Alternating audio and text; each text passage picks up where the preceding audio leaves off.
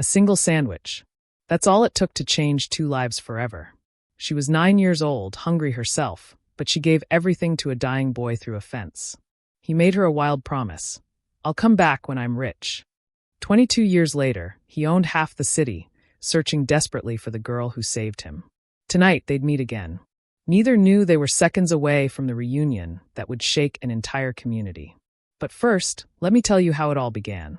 If you believe in the power of kindness, hit that subscribe button. This story will restore your faith in humanity. Let's begin. Let me take you back to a cold winter in Manchester, England. The year was 2003.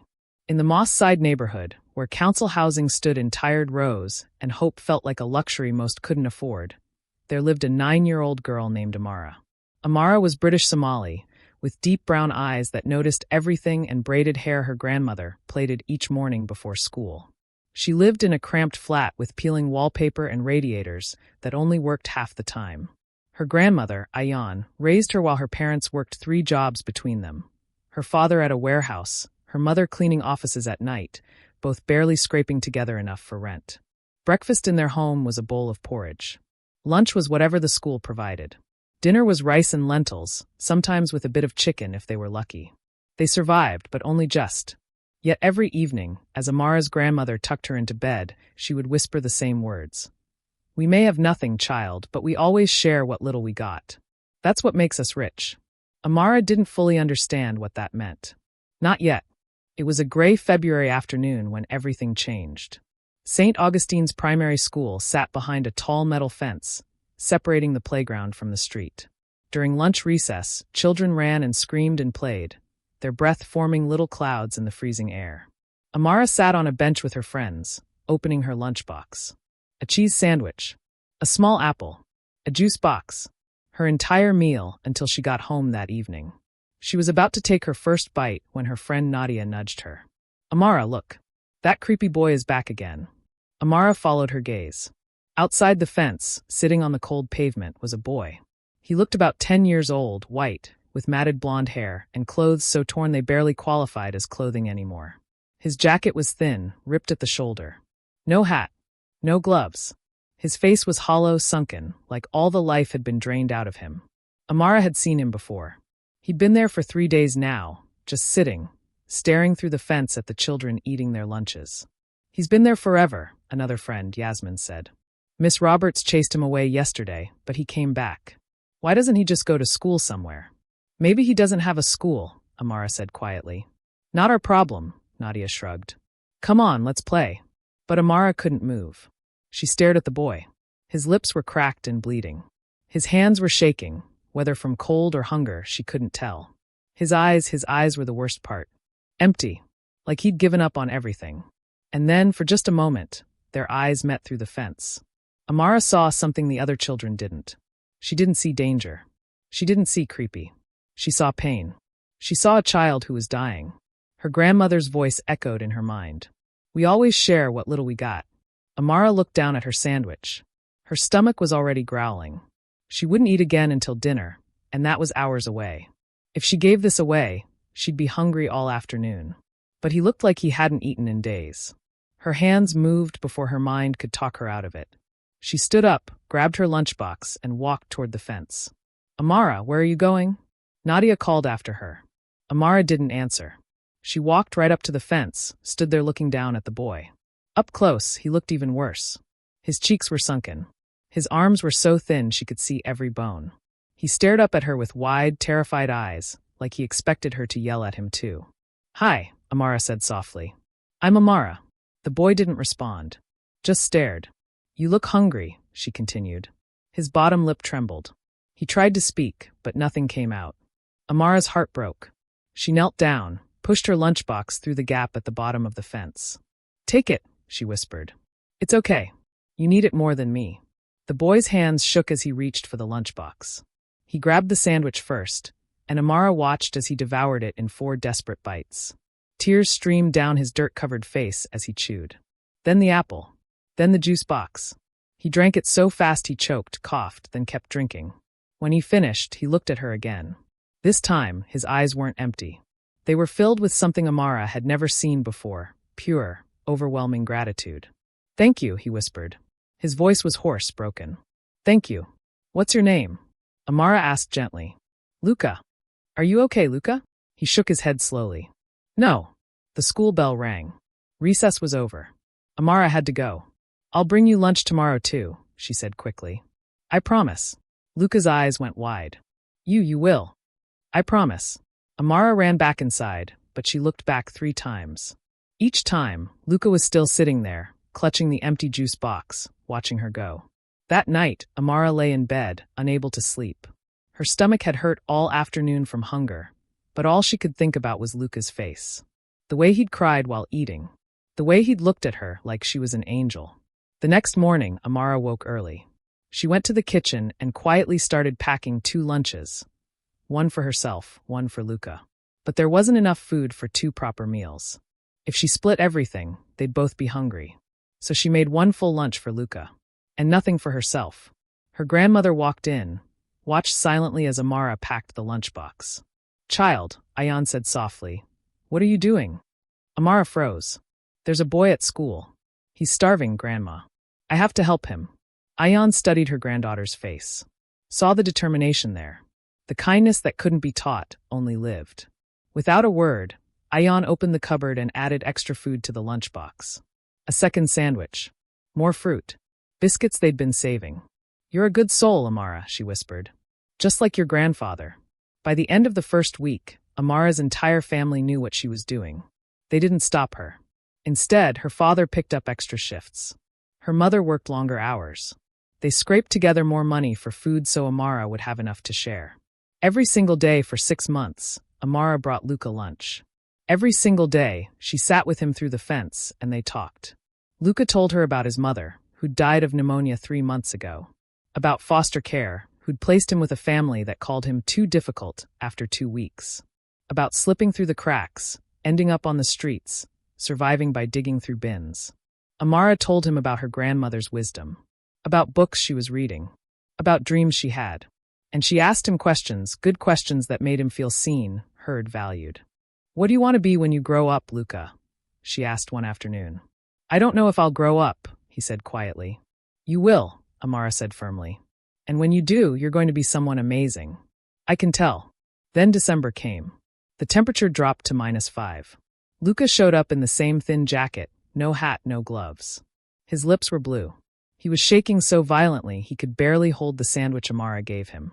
That afternoon, Amara ran home and grabbed her winter coat, the only one she had. She grabbed her father's gloves. A scarf. A blanket from her bed. She ran back to the fence and pushed everything through.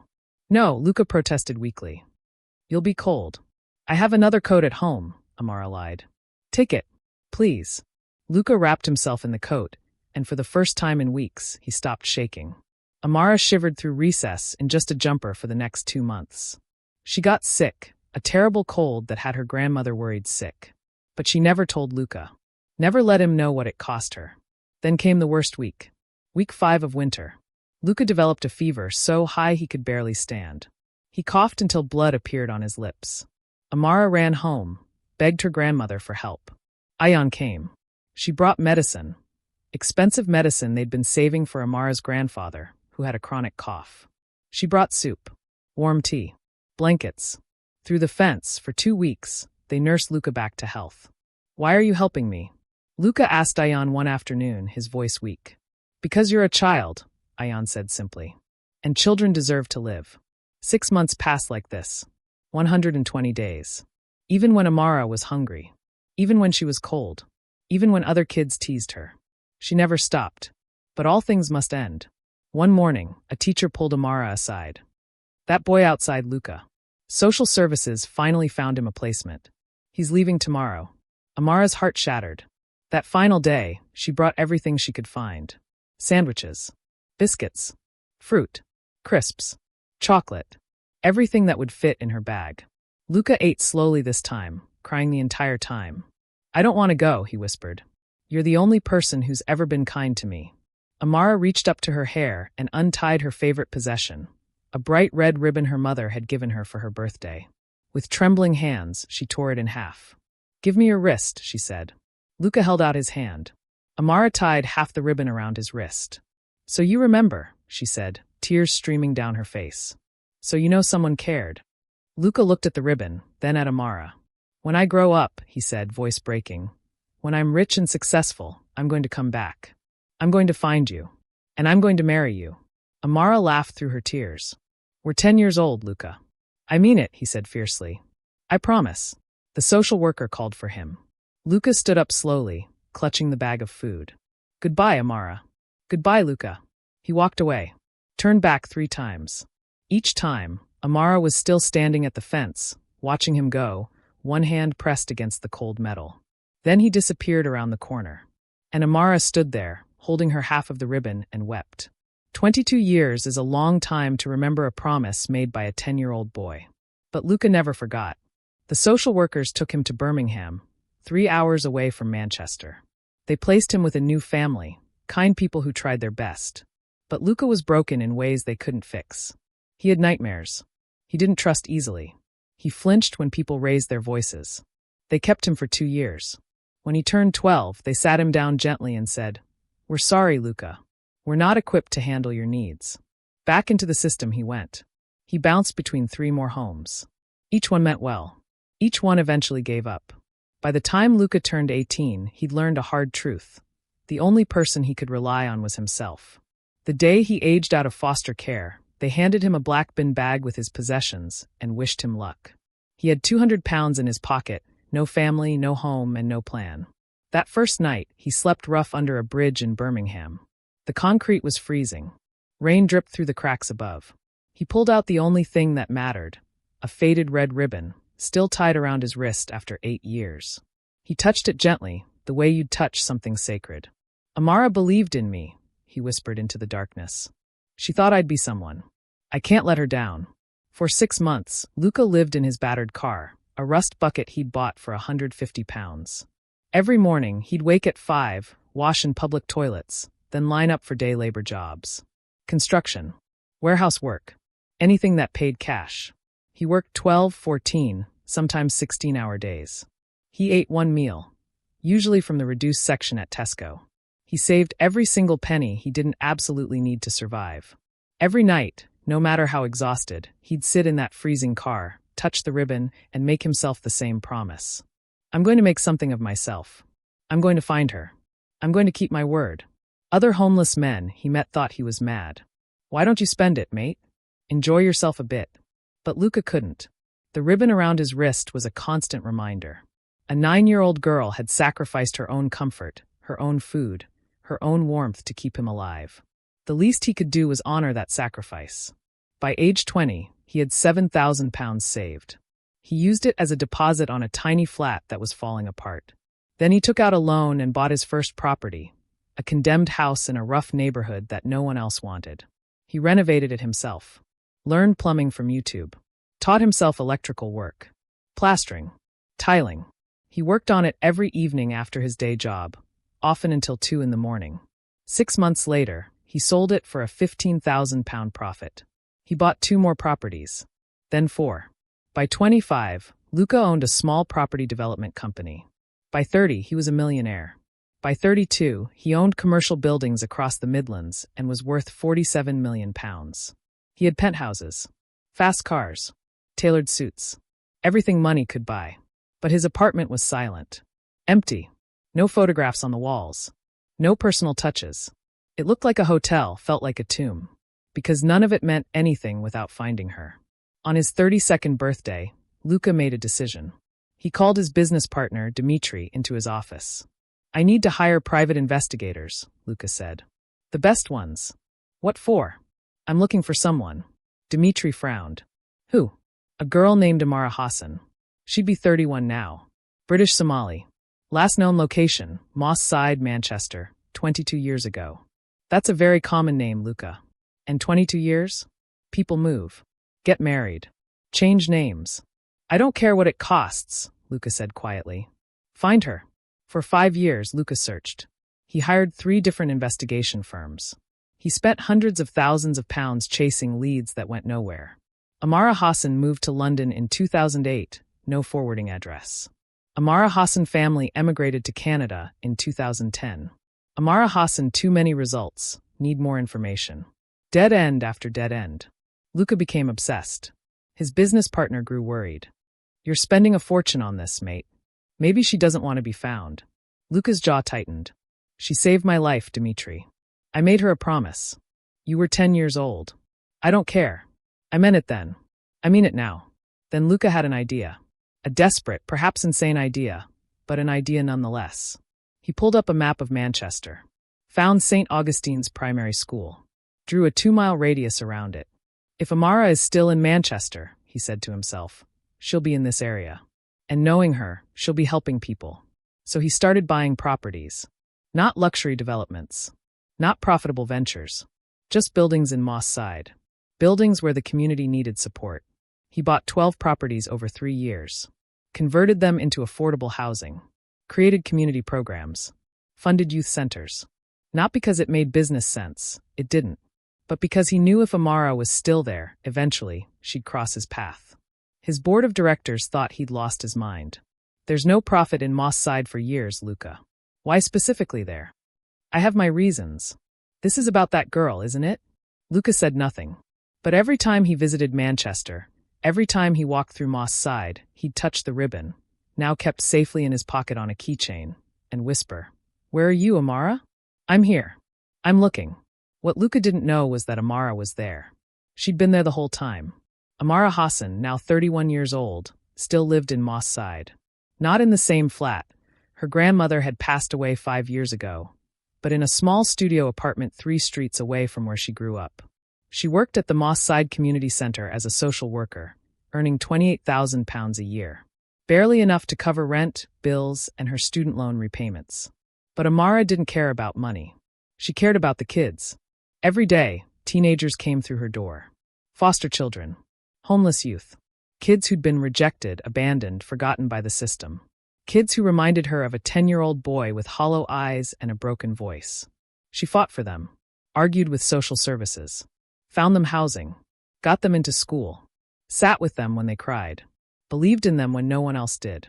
Her colleagues often said, "Amara, you can't save them all." And Amara would reply, "Maybe not. But I can try." She never forgot Luca. How could she? She still wore the other half of the ribbon in a silver locket around her neck. She'd open it sometimes late at night and wonder, is he alive? Did he make it? Does he ever think about me? She'd tried to find him once, about 10 years ago. Searched online. Asked around. But Luca, and white boy from foster care, wasn't much to go on. She assumed he'd either died young or moved far away. The thought made her unbearably sad. As for relationships, Amara had tried. She'd dated a few men over the years. But none of them understood her work. None of them understood why she'd cancel dates to help a suicidal teenager. Why she'd work 70-hour weeks for poverty wages. "You care too much," one boyfriend had said before leaving. "No," Amara had replied.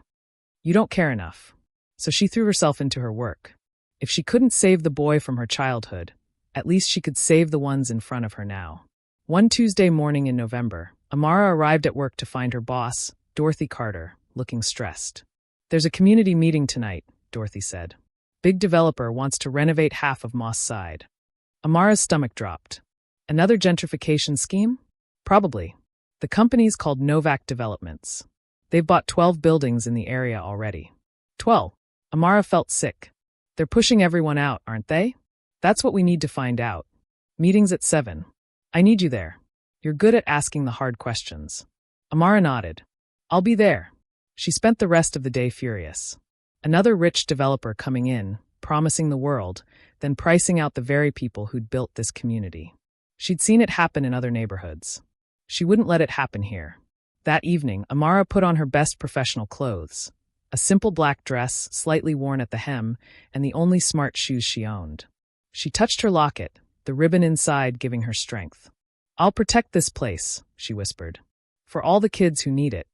Meanwhile, across the city, Lucas stood in his office, staring at a calendar reminder on his phone. Community meeting tonight, 7 p.m., Moss Side Community Center. He usually sent representatives to these meetings. Let his lawyers handle the community concerns. But tonight felt different. He couldn't explain why. Just a feeling deep in his chest that said, "You need to be there." He looked at the ribbon keychain on his desk. 22 years old now. The fabric was deteriorating despite his careful preservation. "Tomorrow feels different," he said aloud. He grabbed his coat, touched the ribbon one more time, and headed for his car. Neither Amara nor Luca knew that in 2 hours, they'd be in the same room. Neither knew they were seconds away from the moment that would change everything. The promise made by a 10-year-old boy was about to be kept, and nothing would ever be the same again. The Moss Side Community Center hadn't changed much in 22 years. The same chipped paint on the walls, the same flickering fluorescent lights, the same smell of instant coffee and hope mixed together. Amara arrived at 6:45, helped Dorothy set up folding chairs. About 50 people filed in, families, elderly residents, young activists. Everyone looked tense, suspicious. They'd heard promises from developers before. At 6:55, a man walked through the door. Amara was arranging papers at the front and didn't look up immediately. But she heard the whispers ripple through the room. "That's him. The millionaire. Probably here to bulldoze everything we love." When Amara finally glanced toward the entrance, she saw him. A man in an expensive navy suit, probably in his early 30s, with light brown hair and a face that looked tired. Successful, yes. Polished, absolutely. But there was something haunted in his eyes. He walked to the registration table. The volunteer looked up. "Name? Luca Novak. Novak Developments." Amara's head snapped up at the name. Luca. But it couldn't be. Luca was a common name. This man was a millionaire property developer. Her Luca had been a starving, homeless child. The man took his name tag and found a seat at the back. He looked uncomfortable, like his expensive suit didn't belong in this room. Because it didn't. Dorothy called the meeting to order. "Welcome, everyone. I'm Dorothy Carter, Community Board President. Tonight we're discussing the proposed development by Novak Developments. We've heard promises before, so tonight we're asking real questions." She gestured toward the back. "Mr. Novak has agreed to present his plans personally." The man stood. All 50 pairs of eyes tracked him as he walked to the front. He opened his laptop, pulled up a presentation. Architectural renderings appeared on the screen. Beautiful buildings, green spaces, modern community facilities. "Good evening," he said. His voice was calm, professional. "I'm Luca Novak. I grew up not far from here, actually. I know what broken promises look like." That got people's attention. "I'm not here to build luxury flats," he continued. "I'm proposing affordable housing, 60% of units reserved for current residents at current rent rates." Surprised murmurs spread through the room. "The community center will be fully renovated. New heating, new roof, expanded services. All funded by my company. We'll also create a job training program, hire locally, invest in this neighborhood's people." He paused, looked directly at the audience. "I know you don't trust me yet, but I'm not here to gentrify. I'm here to give back." Hands shot up immediately. Dorothy pointed to an elderly man. "What's affordable to a millionaire versus someone on benefits?" "Units will be priced based on area median income," Luca replied. "We're working with the Housing Association to ensure genuinely affordable rates." More hands. A young woman stood. "What about current businesses? What protections do they have?" "We're offering lease protections and relocation assistance for any business displaced during construction." Then, from the middle of the room, a voice rang out. Clear. Strong. Challenging. "How do we know you'll keep these promises?" Luca turned toward the voice and froze. A black woman stood there, early 30s, natural hair, professional attire, notepad in hand. But it was her eyes. Something about her eyes. She continued, unaware of his reaction. "I grew up in this neighborhood. I've seen developers make promises, then push everyone out. So how do we know you're different?" Their eyes met. Time stopped. Luca's heart thundered in his chest. It couldn't be. 22 years. People changed. But those eyes, and that voice, the way she spoke with absolute conviction about protecting people. He found his voice, though it shook. "You're absolutely right to be skeptical. May I ask your name?" The woman looked confused. "Amara Hassan. I'm a social worker here. I work with homeless youth foster kids. Your buildings mean nothing if our most vulnerable are displaced." The room tilted. Amara Hassan. After 5 years of searching. After hundreds of thousands of pounds spent. After buying 12 buildings, hoping, waiting, praying. She was here. Right in front of him. But she didn't recognize him. Of course she didn't. He'd changed, filled out, successful, confident. Not the skeletal boy she'd fed through a fence. Luca gripped the table to steady himself. Dorothy's voice cut through the fog. Mr. Novak? Are you all right? Luca blinked. Every instinct screamed to run to her, to show her the ribbon, to tell her everything. But not here. Not in front of 50 people. Yet he couldn't stop himself. Amara Hassan, he repeated slowly. Did you go to St. Augustine's primary school? About 22 years ago? Amara's expression shifted from confusion to suspicion. Yes. How did you know that? Luca's hands trembled. His carefully prepared presentation forgotten. Do you remember feeding a boy through the fence? A white boy about 10 years old. Every day. For 6 months. The notepad slipped from Amara's fingers. Her hand went to her chest. To her locket. The room vanished. 50 people disappeared. There was only the fence. Only the sandwich. Only the promise. Luca, she whispered. The room erupted. People talking over each other, confused, curious. But Luca only saw Amara. He nodded, tears already forming. It's me. I came back. Amara's legs nearly gave out. She grabbed the chair beside her. You're alive, she breathed. Because of you. Dorothy stood quickly, sensing something profound was happening. Let's take a 15-minute break. Everyone, please. People filed out reluctantly, whispering, staring. But Amara and Luca didn't move. Couldn't move. Finally, the room emptied. They walked toward each other slowly, meeting in the middle of the empty room. Luca, Amara's voice broke. Luca Novak. You're really him? I told you I'd come back when I was rich, he said, tears streaming freely now. I kept my promise. Amara's hand went to her locket. With shaking fingers, she opened it. Inside, half of a red ribbon. Luca reached into his pocket, pulled out his keychain. The other half. They held them up side by side. A perfect match. After 22 years. Both started sobbing. Dorothy found them a private office. Closed the door. Left them alone. They sat facing each other, neither quite believing this was real. I looked for you, Luca said. For 5 years. I hired investigators. I don't even know how much money. I bought buildings in this neighborhood, hoping you'd still be here. Amara's eyes widened. The 12 properties, you bought them looking for me? I thought, if you're still in Manchester, you'll be helping people. That's who you are. So I came here, kept coming back, hoping one day I'd find you. I never left, Amara whispered. I've been here the whole time, working with kids who remind me of you. Tell me everything, Luca said. Tell me about your life. So Amara did. She told him about losing her grandmother 5 years ago, about becoming a social worker because of him, about the kids she tried to save, the system that kept failing them, the nights she cried because she couldn't help them all. Then Luca told his story. The failed foster placements, sleeping rough at 18, working day labor, building his first property, the obsessive search for her, the promise he'd made to himself every single night. I will find her. I will make her proud. Everything I built, Luca said, his voice cracking, I built it thinking about you. Every decision, every business deal, I'd ask myself, would Amara be proud? Would this honor what she taught me? What did I teach you? Amara asked softly. That I mattered. That I deserved to live. Luca leaned forward. Do you know what it does to a child who believes he's worthless to have someone sacrifice for him? You didn't just feed me, Amara. You saw me when everyone else looked away. You gave me hope. Amara was crying again. I just gave you sandwiches. No. You gave me everything that matters. They talked for 2 hours. The meeting had long since ended, but neither cared. Finally, Luca took a deep breath. There's something else I need to show you. He pulled out his phone, showed her detailed plans. Not the presentation from earlier. Something different. The Ribbon Initiative, Amara read aloud. An £8 million program for youth aging out of foster care, Luca explained. Comprehensive support. Housing, education, job training, mental health services, legal aid. Everything I wish I'd had. Amara scrolled through the plans, tears streaming.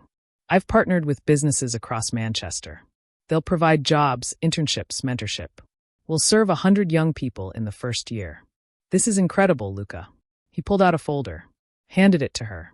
The program needs a director. Someone who understands these kids. Someone they'll trust. Amara opened the folder. A formal job offer. Executive director. Salary, £85,000. Full benefits. Staff of 10. You want me to run this? You're the only person qualified, Luca said. And Amara, this is separate from us. Whatever happens between us personally Whether we become friends or more or nothing, this program exists. You'll have a contract, legal protections. This isn't contingent on our relationship. Amara stared at the offer. Her hands shook. I want you to take this job because it's right for you and the kids, Luca continued. Not because you feel you owe me anything. Why me? Amara whispered. You could hire someone with more experience. Because you care. Because you see these kids as people, not case numbers. Because 22 years ago, you proved you'd sacrifice everything for someone who needed help. Amara looked up at him. What if I fail? Then we learn and try again. But I don't think you'll fail. I think you'll change hundreds of lives. Amara closed her eyes, thinking of all the kids she'd tried to help over the years. All the ones she couldn't save because the system had no resources. I have conditions, she said finally. Name them. I want to hire from the communities we serve. People who've been through the system. Done.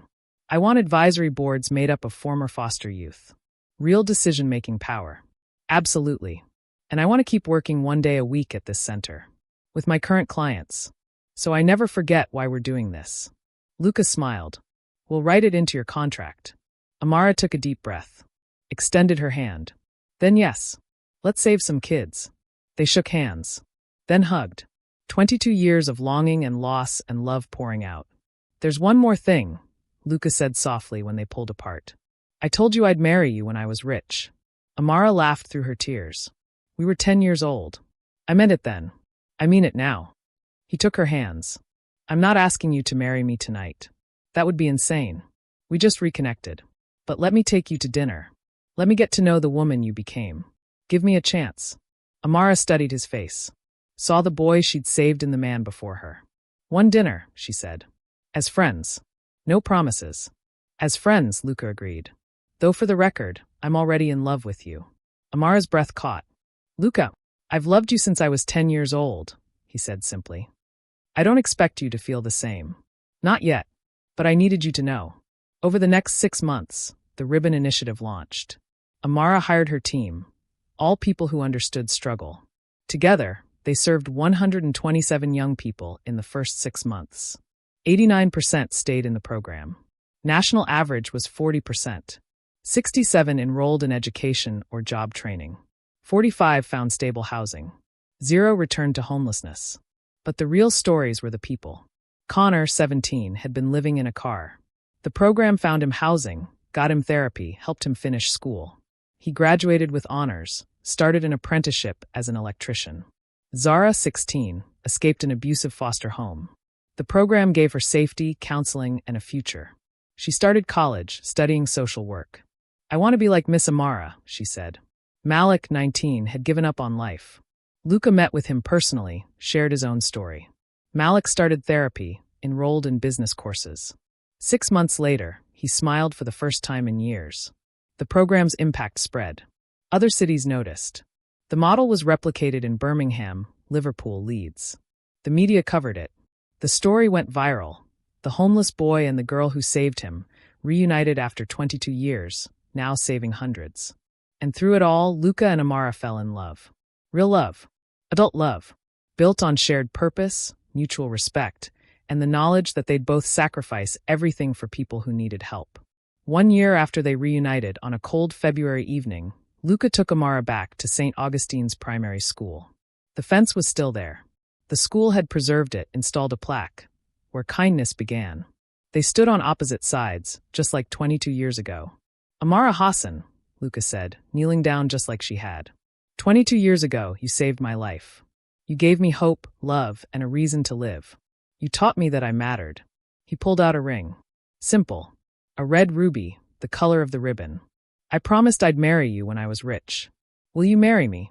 Amara was crying, smiling, laughing all at once. Yes, she said. Yes, I'll marry you. They married 6 months later at that same fence. Small ceremony. 100 guests. Red ribbons everywhere. The Ribbon Initiative had served 847 people by then. The model existed in 34 cities across the UK. At the reception, a young girl approached. Maybe 8 years old. Thin. Scared. Excuse me, she said quietly. I'm Zara. I'm hungry. Amara and Luca looked at each other. Hearts breaking and soaring simultaneously. Amara knelt down. Come with us, sweetheart.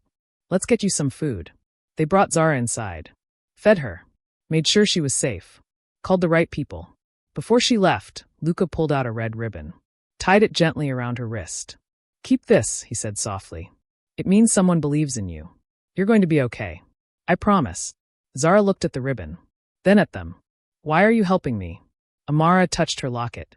Because someone once helped him. And the cycle continues. 1 year later, the Ribbon Initiative had helped over 2,000 young people. The model existed in 53 cities. Laws had changed. Funding increased. Lives transformed. Amara and Luca stood outside the newly renovated community center, now called the Hassan Novak Center for Youth Services. Amara was 6 months pregnant. They'd named their daughter Hope. Behind them, the fence at St. Augustine's was covered in hundreds of red ribbons. Each one represented a life touched. A promise kept. Kindness continuing. We did it, Amara said softly. You did it, Luca corrected. 22 years ago, you chose kindness. Everything came from that. They walked inside hand in hand, ready to help the next child who needed them. Because kindness isn't a transaction. It's an investment in a future you'll never see. But that future is real. It's 2,000 lives. 53 cities. Countless families given hope. It started with one girl, one sandwich, one choice to care when no one else would. Your choice matters too. If you're watching this and you're struggling right now, if you're hungry, homeless, alone, please don't give up. Someone out there is looking for you. Your Amara is coming. Your Luca is coming. Hold on. And if you're watching this and you have something to give, even if it's small, even if you think it won't matter, give it. You never know whose life you'll change. A sandwich changed Luca's life. A ribbon gave him hope. A promise brought him home. What will you give? What promise will you keep? If this story moved you, subscribe to this channel. Share it with someone who needs hope. Comment below and tell us, when did a stranger's kindness change your life? Because kindness isn't just a feeling. It's a force that changes the world. One sandwich at a time.